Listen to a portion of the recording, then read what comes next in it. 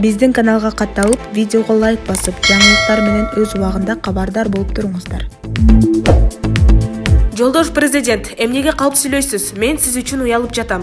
Орусиялык аскер туткундарынын ачык көрсөтмөсү үчүн уюштурулган кезектеги маалымат жыйынында орусиялык аскер кызматкери Николай Палащиков Путинге кайрылып, аны калп айтып жатат деп айыптады. Бул тууралуу micnews.com жазды.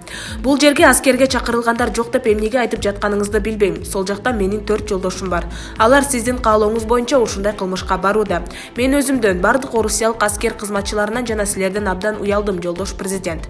Андан кийин Палащиков энесине кайрылды. Анын айтымында ал бир гана Орусиянын аба соккуларынан өлүшү мүмкүн. Эске салсак, Орусия Украинадагы операцияны 24 февралда баштаган. Путин анын максаты 8 жылдан бери Киев режиминин баскырлоосуна, геноцидине кабылып келгендерди коргоо экендигин айткан. Бул үчүн Украинаны демилитаризация жана денацификация жасап, жана Донбасстагы жай жашоочулардын канына забын болгондорду аскер сотуна берип жоопкерчиликке тартуу пландалып жатканын белгилеген. Орусиянын коргоо министрлиги куралдуу күчтөрү соккуну Украина тараптын аскердик инфраструктуралары менен күч түзүмдөрүнө уруп жаткандарын жай жарандарга багытталбаганын билдиришкен. Көптөгөн батыш мамлекеттери Орусияга каршы ири санкцияларды киргизди. Биринчи кезекте банк секторуна таасир этти. Бир нече дүйнөлүк бренддер жана сервистер өлкөдө ишин токтотту. Маалымат булагы Nazar News KG. АКШ Орусиянын экономикасынын таш талканын чыгарды. Ак үйдүн басма сөз катчысы Джен Псаки АКШ жана анын союздаштары Орусиянын экономикасын толугу менен талкалап салышты деп билдирди. Бул тууралуу ТАСС басылмасы жазды. Псакинин айтымында бул Украинадагы кырдаалга байланыштуу экономикалык санкцияларды киргизүү аркылуу ишке ашып жатат. Эске салсак, Украинадагы кырдаалга байланыштуу батыш өлкөлөрү жана аларга тиешелүү улуттар аралык компаниялар Орусияга каршы бир топ чектөөлөрдү киргизген. Атургай айрым өлкөлөр Орусиянын учактары үчүн аба мейкиндигин жаап, учурда каттамдар токтотулган. Ошондой эле Орусиянын аймагында иш алып барган дүйнөлүк ири бренддер ишин токтотуп койгон. Маалымат булагы Nazar News KG. Туркия эми орус куралдарын сатып алуудан баш тартабы? Туркиянын президенти Режеп Тайип Эрдоган Орусия менен Туркиянын ортосундагы мындан аркы соода аскерий кызматташтыгы тууралуу өзгөчө Орусиянын Украинага каршы согуш ачкан чындыгында сүйлөшүүгө али эрте экенин айтты.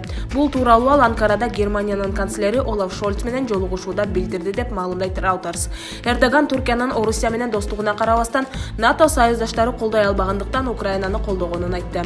Белгилей кетсек, бүгүн Анкара Киевке гуманитардык жардам жөнөтүүнү улантууда. Маалымат булагы Nazar News KG. Биринчи каналдын кызматкери түз эфир учурунда плакат көтөрүп чыкты. Орусиянын биринчи каналында түз эфирдеги время телеберүүсү көрсөтүлүп жатканда алып баруучунун артынан плакат көтөргөн кызматкер пайда болду.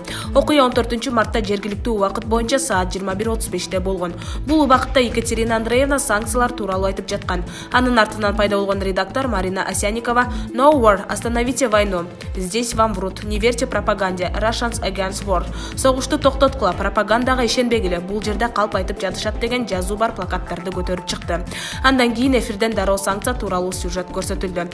Кийинчерээк белгилүү болгондой, Марина Осянникованы полиция кызматкерлери полиция бөлүмүнө жеткиришкен. Бул акцияны уюштурганга чейин Марина Осянникова видео кайрылуу жасаган. Анда азыр Украинада болуп жаткан нерсе кылмыш. Россия агрессор өлкө. Бул агрессиянын жоопкерчилиги бир гана адамда, ал Владимир Путин деп айткан. Анын айтымында атасы украин болсо, апасы орус кызы. Алар эч качан душман болушкан эмес деп белгиледи ал. Маалымат булагы Nazar News KG. Илон Маск Путинди дуэлге чакырды. Америкалык белгилүү ишкер Илон Маск Орусиянын президенти Владимир Путинге чакырык таштады. Бул тууралуу Маск өзүнүн социалдык тармактагы баракчасы аркылуу билдирди. Маск Путинди мушташка чакырды. Ставки Украина деп жазат ал. Өз кезегинде Роскосмостун жетекчиси Дмитрий Рогожин Александр Сергеевич Пушкиндин "Папа жана анын жумушчусу Балда" жөнүндөгү повесть чыгармасынан үзүндү келтирди. Маалымат булагы Nazar News KG. Украинага каршы согушка жалданма топтор тартылууда. 14 мартта Украинанын куралдуу күчтөрүнүн башкы штабы Орусия жаңы агрессия уюштуруу үчүн Сириядан жалданма топторду тартууну баштады деп билдирди. Келип түшкөн маалыматтарга караганда, Сириядан жалданмаларды кабыл алуу борборлору ачылып, 1000ден ашуун адам тартылган. Анын ичинде 400гө жакын адам Орусияга келген. Ростов жана Гомель областорундагы Украинанын чек арасына жакын жерлерде аларды жайгаштыруу жана машыгуу лагерлери түзүлдү деп жазылган Украинанын куралдуу күчтөрүнүн башкы штабы тарткан билдирүүдө. Бирок Орусия тарап мындай айыптоого комментарий бере элек. Штабтан билдиргендей, орус аскерлери Киевке чабуул жасоо аракеттерин кайра баштоо үчүн күчтөрүн топтоштуруп жатканын кабарлады. Маалыматка ылайык, Украин күчтөрү орус аскерлерин соңку чабуулдарынын мизин кайтарып, Николаев жана Кривой Рог багытында токтотуп, алар Донецк жана Луганск областтарынын толук чегине жете алышкан эмес. Орусиянын аскер күчтөрү соңку айыгышкан салгылаштарда Харьковко жакын Изюм аймагындагы жоготууларын калыбына келтирүүгө басым жасаганы байкалган. Маалымат булагы Nazar News KG. Кытай Орусияга аскердик жардам көрсөтүүгө даяр. АКШнын мамлекеттик департаменти өнөктөш өлкөлөргө Кытай Орусияга аскердик жардам көрсөтүүгө даяр экени айтылган документ жөнөттү. Бул тууралуу Financial Times америкалык дипломаттарга шилтеме берүү менен билдирди. Кремль Бейжиңден жардам сураганы жөнүндө кабарды Financial Times 13 мартта жазган. Кытай Орусияга келечекте жардам берери же азыр берип жатканы так айтылган эмес. АКШнын улуттук коопсуздук боюнча кеңешчиси Джейд Салливан 14 мартта Римде Кытайдын улук дипломаты Ян Цзечи менен жолугуп Бейжиңде Орусияга аскердик жардам көрсөтүүдөн этият болууга үндөдү. Салливан Кытай дипломаттарына Бейжиң Орусиянын Украинага каршы агрессиясын колдосо, Кытай эл аралык обочолонтууга алып келген чараларга туш болорун эскерткен. Кытайдын АКШдагы элчилиги жардам жөнүндө эч кандай кабарга ээ эместигин айтты. Орусияда ушундай эле реакция жасады. 2022 мартта Кытай президенти Си Цзиньпин менен Орусия президенти Владимир Путин Бейжиңде алардын өнөктөштүгү чексиз экени жөнүндө бирдиктүү билдирүүгө кол коюшкан. Маалымат булагы Nazar News KG.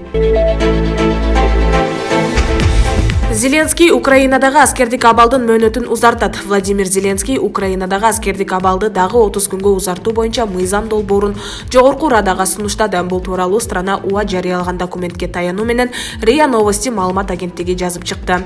Маалыматка караганда, Украинада аскердик абалдын режими 26 марттан тарта узартылары белгиленген. Белгилей кетсек, Зеленский 24 февралда өлкө боюнча аскердик абал киргизилгенин жарыялаган.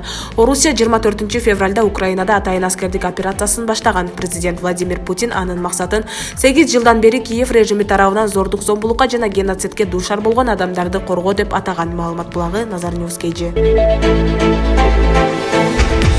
Согушка барууга камынып жаткан 2 жаран кармалды. Сирияга баруу максатында Кыргызстандын мамлекеттик чек арасын мыйзамсыз кесип өткөн деген шек менен чет элдик жарандар кармалды. Бул тууралуу УКМК кызматкерлери билдирди. Маалыматка ылайык, 2022 жылдын 13 мартында УКМК Кыргызстанга мыйзамсыз кирүү жана легалдаштыруу каналдарын аныктоо жана бөгөт коюу боюнча жүргүзүлүп жаткан ыкчам издөө иш-чараларынын жүрүшүндө Кыргыз Республикасынын корголуучу мамлекеттик чек арасын мыйзамсыз кесип өткөн деген шек менен Жалал-Абад шаарынын аймагынан Борбор Азия мамлекеттеринин 2 жараны кармалды. Маалым болгондой, кармалгандар мурда терроризм боюнча соттолгон жергиликтүү тургун менен жашынып жүргөн. Ошондой эле кармалгандар Кыргызстанга келгенден кийин Сириядагы согуш жүрүп жаткан аймактарга эл аралык террористтик уюмдардын катарына кошулуу максатында өздөрүнө Кыргызстандын паспорттарын жасоого аракет кылышкан. Азыркы учурда бул факты боюнча кылмыш иши козголуп, тергөө амалдары жүргүзүлүп жатат. Кармалгандар Жалал-Абад шаарындагы тергөө камак жайына киргизилди. Маалымат булагы Nazar News KG.